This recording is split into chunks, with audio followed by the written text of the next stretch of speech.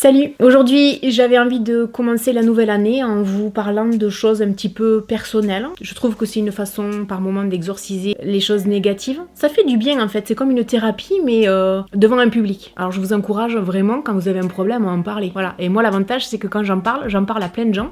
Et après j'ai plein de gens qui me répondent. Donc ça c'est plutôt cool. Et c'est vrai que ça fait du bien en fait. Tous les youtubeurs vous le diront. Par moment on ressent ce besoin de prendre la caméra, de s'asseoir et de vous dire ben voilà. Alors il y a ça qui va pas, il y a ça qui va pas, ou alors au contraire ça va super bien. Mais ça fait un bien fou en fait de parler et de s'exprimer. Pour les gens qui me suivent, je pense que vous le savez, j'ai eu une année 2022 relativement compliquée. Et ce qui est assez fou, c'est que les quelques vidéos que j'ai regardées ces derniers temps de youtubeurs, youtubeuses, tout le monde disait 2022 a été pourri. Alors je pense qu'apparemment je suis pas la seule. On espère que 2023 ira beaucoup mieux. Comme je vous le disais, si vous me suivez, vous êtes forcément au courant que moi mon plus gros, je sais même pas comment on pourrait appeler ça, ma plus grosse tuile on va dire, ça a été mon nez quoi. Cette partie-là, ben j'avais plus rien. Ça a été on va dire arraché. J'ai eu beaucoup de chance de pouvoir tomber sur un chirurgien fantastique qui m'a remis mon nez en place. J'ai encore besoin de temps, c'est-à-dire qu'on m'avait prévenu qu'il me faudrait 1 an et demi avant que mon nez reprenne forme. J'ai juste une petite bosse à l'heure actuelle ici. Cette bosse, on a l'impression qu'en fait, c'est comme un bouton. Mais en fait, c'est une poche d'eau, le temps que tout se remette en place. Il me reste encore un peu ça a désenflé. Il me reste effectivement des cicatrices, mais ça, c'était mon plus gros coup dur. Voilà, c'était vraiment le terme. Parce que il faut se relever de ça. C'est-à-dire que non seulement vous vous voyez défiguré, mais après, il faut aller de l'avant. En plus, en plein été, vous devez apprendre à faire attention au soleil, pas vous mettre n'importe où. Vous sortez avec un visage qui n'est plus vraiment le vôtre parce que c'est le nez en plein milieu du visage, hein, c'est le cas de le dire. Donc, je me voyais en vidéo, quand je montais les vidéos, c'était abominable pour moi. Il y a forcément des gens à qui il arrive des coups durs comme ça, physiques. Alors, évidemment, moi, ça reste juste un accident et heureusement pour moi, ça se remet. Mais je pense à tous les gens qui sont malades. Ne baissez pas les bras, quoi. Ne vous laissez pas aller, ne baissez pas les bras. Je sais que c'est pas simple. Moi, j'ai eu beaucoup de chance. J'aurais pas dû avoir le nez réparé, entre guillemets. J'aurais dû avoir une opération, je crois, en fin d'année. Enfin, ça aurait été catastrophique. Vous m'auriez vu en vidéo avec le nez remonté comme ça et tout. C'est vrai, hein, j'ai vraiment eu beaucoup de chance. Mais ça, j'en ai déjà parlé. C'est pas pour vous parler de ça. C'était pour vous dire, déjà, j'ai pas eu une année 2022 facile. Mais alors, la fin d'année, ça a été le summum. Je crois que vraiment, ce qui a été le plus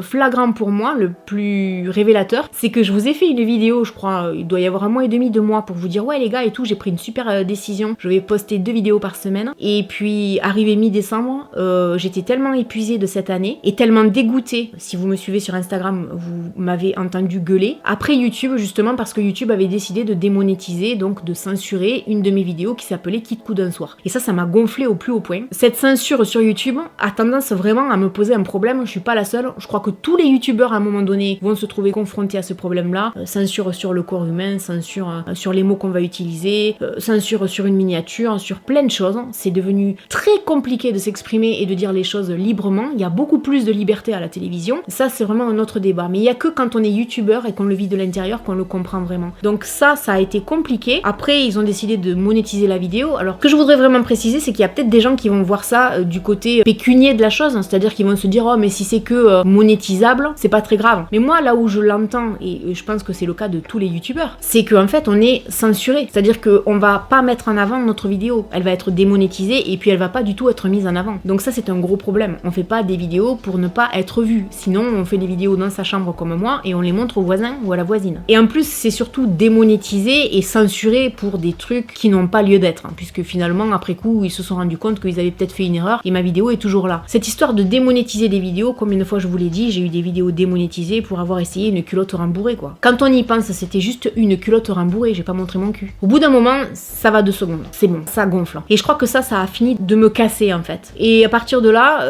j'ai été tellement démoralisée que je me suis dit...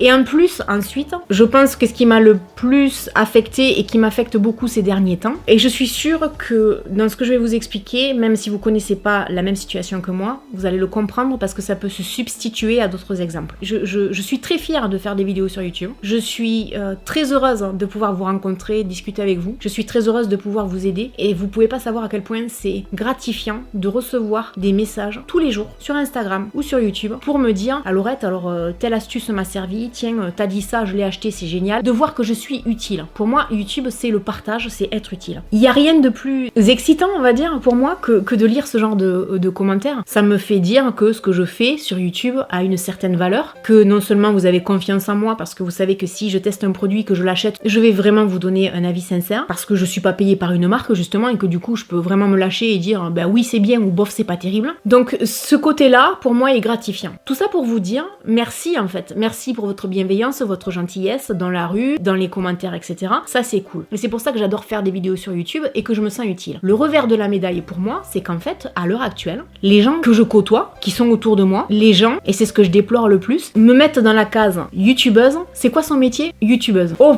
ça c'est pas un métier. Alors déjà, ça commence bien. On dit toujours qu'il n'y a pas de sous-métier. Imaginez, vous posez la question à quelqu'un, c'est quoi ton métier? Bah, je suis femme de ménage. Oh, t'imagines, elle est femme de ménage, quoi. Oh, quelle ambition dans la vie, femme de ménage. Ben voilà, youtubeur c'est ça. Il est youtubeur? Oh, youtubeur, laisse tomber, c'est pas une ambition ça dans la vie. Tu fais des vidéos et tout, n'importe quoi. Moi aussi je peux le faire. Hein. C'est ça que les gens pensent. Ben moi je dirais qu'on est la femme de ménage des réseaux sociaux. On pourrait le voir comme ça. L'image des gens c'est elle est youtubeuse, c'est pas un vrai métier et elle gagne de l'argent. Quand t'es youtubeur, on te dénigre. Youtubeuse, argent. Je ne le supporte plus. Et moi à l'heure actuelle, j'ai l'impression, et je suis pas vraiment intéressante comme nana, youtubeuse, bon, c'est pas très intéressant non plus. Par contre, si tu pouvais nous payer un truc en passant, ça serait sympa. Ben vous savez quoi? Non, ça se passe pas comme ça. Moi, pour me payer les trucs, je bosse. Il y a personne qui me les paye les trucs. C'est ça en fait qui m'a fatiguée. J'ai jamais vu personne me dire ton nez ça va. Je parle de gens autour de moi. Ton nez ça va, toi ça va. T'as pas été sur YouTube pendant 15 jours, qu'est-ce qui t'est arrivé? Rien. Mais par contre, m'envoyer des pics sur l'argent, ça on trouve le moyen de le faire. Ça, je trouve que c'est insupportable. Alors tout ça, ça commence vraiment à me gonfler. Arrêtez de mettre les gens dans des cases quand vous voulez pas vous-même qu'on vous y mette. Hein, le respect, c'est pas à sens unique. Alors, comme je vous le dis,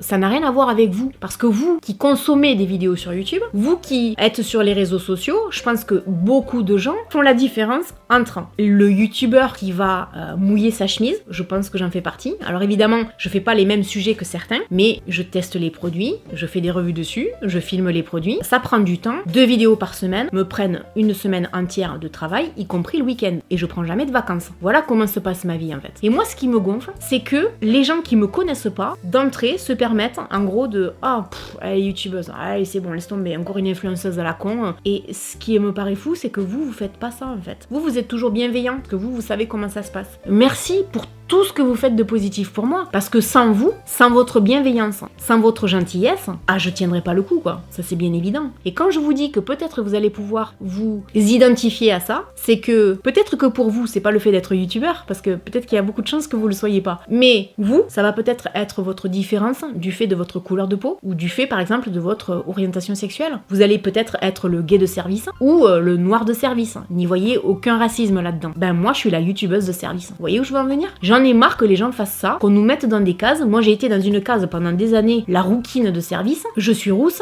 et alors? Et ça me gonfle profondément, ce qui fait que je suis arrivée en fin d'année avec encore ça en plus sur les épaules, en plus de tout le reste. Il y a autre chose aussi qui s'est rajouté à ça, j'ai été déçue par quelqu'un autour de moi, à qui j'ai voulu laisser une autre chance, qui m'a dit oui tu verras, je vais faire les choses bien, je te promets, je mentirai pas, etc. Je lui ai donné de mon temps, je lui ai fait confiance. Finalement, il s'avère que dès qu'elle a eu l'occasion d'en faire une, elle en a fait une, et le pire dans tout ça, c'est qu'elle a fait des conneries, mais qu'elle en a tenu les autres pour responsables. C'est-à-dire qu'elle, elle est responsable de rien. Bonjour le niveau de maturité. C'est quelqu'un qui ment à longueur de temps, qui manipule à longueur de temps. Je pensais qu'elle avait changé, elle a pas changé. Et là, ça m'a aussi fatiguée. Du coup, je me suis dit, je vais pas pouvoir faire des vidéos parce qu'on va le voir que vraiment, je suis crevée. Ce qui fait que je devais poster des vidéos la semaine dernière, j'ai pas eu le courage de le faire. Je me suis dit, je vais le faire quand je me sentirai mieux. C'est tout un tas de choses qui font que j'ai eu une fin d'année difficile et que je me dis, 2023 devrait être mieux. Sauf que 2023 commence pas sur les chapeaux de roue, je suis à moitié malade. C'est ballot. Mais j'ai retrouvé ma joie de vivre et surtout, comme j'ai pris quelques jours pour me reposer, je me sens bien et maintenant je me dis, si les gens sont suffisamment cons pour ne pas voir chez moi autre chose que YouTube, ça va être vite vu parce que je vais vite les remettre à leur place. Déjà, ça commence avec cette vidéo et ensuite ça sera droit dans les yeux. Et c'est d'ailleurs le but de cette vidéo pour vous dire que justement, les vidéos que je vais faire avec mes abonnés, abonnés, tardent un peu à arriver parce que ça prend du temps. Elles seront basées là-dessus en fait, sur les préjugés des gens. Et l'une des premières vidéos que je vais faire avec Sébastien, tu sais qu'on va faire une vidéo tous les deux. Il m'a dit un truc l'autre jour qui m'a vraiment interpellée et je me suis dit, voilà, ça en vidéo, on va en parler. C'est préjugés, c'est vraiment important pour moi. C'est pour ça que je fais cette vidéo. Je veux surtout pas que vous vous laissiez influencer par des gens qui sont cons, qui prennent pas le temps de réfléchir à leurs actes, à leurs mots. J'espère que cette vidéo vous aura plu malgré tout parce que c'est un message vraiment positif, hein. On est d'accord. Voilà, j'espère que cette vidéo vous aura plu, qu'elle vous aura peut-être aidé. N'hésitez pas à me laisser un commentaire et puis je vous dis à très bientôt dans une prochaine vidéo.